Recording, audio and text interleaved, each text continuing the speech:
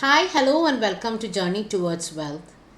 In the previous video, we discussed about how much money do we need to save for our retirement. What is it that you can aim for your retirement? Now, the next important question is how do I save for the retirement? I have understood how much I need. Now, the next question is how do I go through the whole process of saving for retirement? Today, we will understand what are the steps that we can follow or what are related things that you need to consider when you reach at the number. Once you reach the number, what are other things that you need to consider for retirement or how to save that amount for retirement. That is what we will be discussing in today's video. The first thing that you need to understand for savings and for investment in for retirement, you need to start early as possible. Maybe you can start at 18 if you are aware about all these things. I know you might laugh at this point, at 18 for retirement. No, 18 you can start saving, not specifically for retirement, but savings and investments can start as early as possible. What is the benefit of starting early as possible? The benefit is, first, you're going to get a longer period on your journey. If you're starting at 18, you can save until 50, 55, which gives you more than 20 years for money to compound. Actually, your returns is all about waiting patiently for the money to compound. As Albert Einstein had said, the eighth wonder of this world is the compounding. So make use of that wonder and start as early as possible. Then, once you start early, you're young, you're ready to take the volatility in the market. You don't get scared by volatility. Than somebody who starts later at 50 or 55, they are not used to volatility. They get scared with the volatility. They feel as if their money is going to get lost. They have those kind of feelings.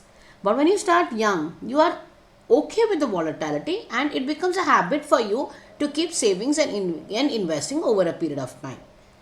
Another thing is, when you're young, you may be either staying with your parents or even if you're independently staying, your expenses are much lesser than once you start your family, once you have your kids. So you get to assign more amount towards savings and investments when you're young. So make use of that opportunity for savings and investment. Now let's assume that you are 22 or 25 and you're assigning around 20,000 per month towards your investments or savings.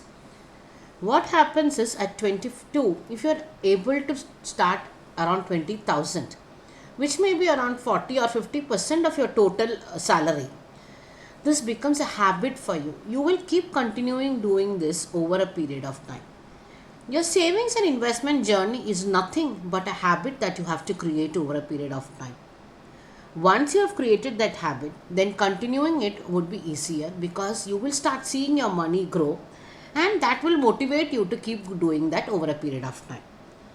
Now, this 20,000 that if you're investing for the next 25 years of your life, you're not even increasing, you're just saying, okay, I will only invest 20,000 from the age of 22 and I'm continuing to keep the investment. That will grow to a huge sum of around 5.5 crores at the end of 25 years. But again, after 25 years, maybe that 5.5 crore would not have that kind of value that it has today, thanks to the inflation that's running. So what you need to do is, you need to then keep increasing your amount of investment. Assumption here is that when you're young, you are ready to take risk, and so maybe you will invest in some good mid cap or small cap mutual fund, which would give you around 15% return. Even if you don't go for such investments, a decent 10 to 12% return would help your money to grow over a period of time. So I cannot emphasize enough how important it is for you to start your savings and investment journey as early as possible. The next point is, you have to set retirement goals.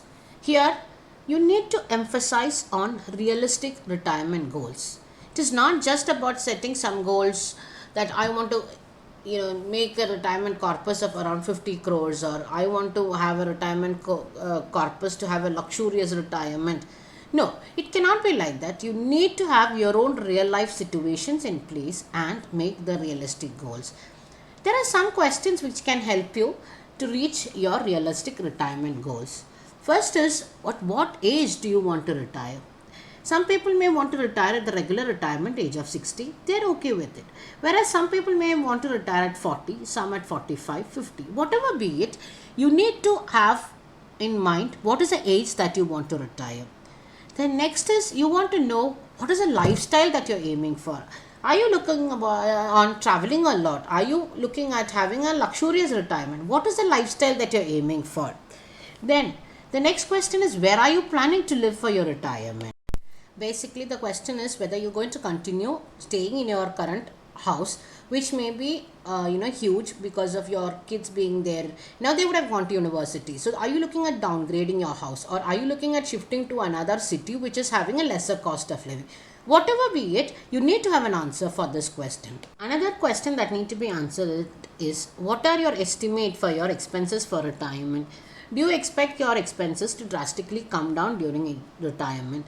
There are chances that your retirement expense may come down because you do not have any more home loans to pay, you do not have your vehicle loans to pay, then you do not have to spend money for your travel, for your work, you don't have to worry about other work related expenses.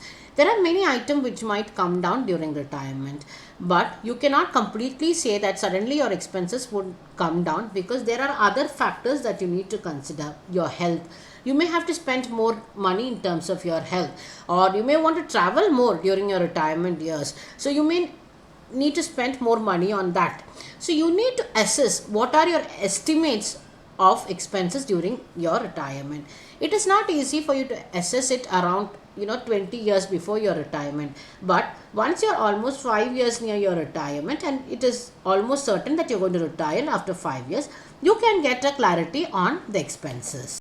Extending the previous point regarding the expenses for retirement, you should consider whether you are considering any big ticket items during retirement. Like, are you planning to do an extensive travel during retirement, or if you're looking at upgrading your house, or you're looking at buying a new car, if there are any large ticket items during retirement, that also need to be considered when you are estimating the expenses for your retirement. Question which you need to answer is, what are your return expectations from retirement investments?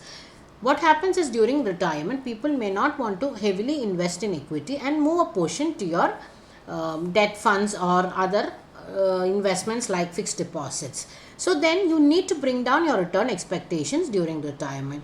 So another factor which needs to be considered is your expectation or your return expectation during the retirement years. Then you need to consider whether you have passive incomes during retirement, or whether you will have any income coming during retirement, or whether you have any side hustle which will bring in money during retirement. These are also important to consider when you're setting your retirement goals, because if you have high passive income, an income which is equivalent to your expenses, then you are not too much bothered about the drawdown from your investment, because you have enough passive income coming during retirement years. Another relevant question is, what is the financial cushion that you are ready to keep for your retirement? If there are some unforeseen situation or calamities that would come up in life during retirement, this is a number that you need to assess and come up with. Maybe 20% financial cushion, or something like 30%, whatever it is. Please assess your individual situation and have financial cushion during your retirement, which makes it easy for you to go through your retirement life.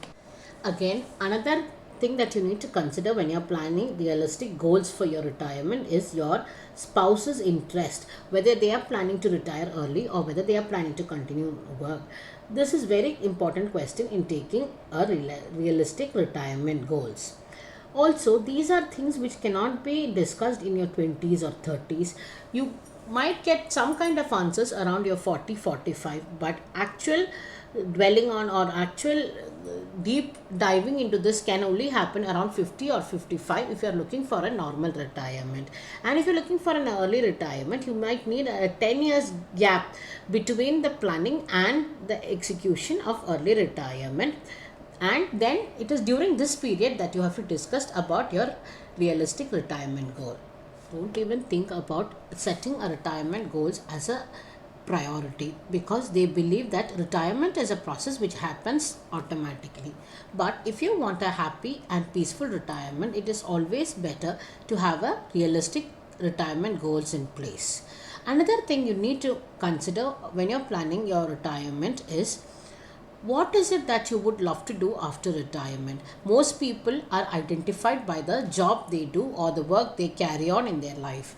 And once they leave the job, their identity is lost, or they feel that they have lost their purpose of life. Hence, it becomes extremely important for anybody who is near retirement to find out an alternative interest, or find some hobbies which would keep you busy during your retirement age.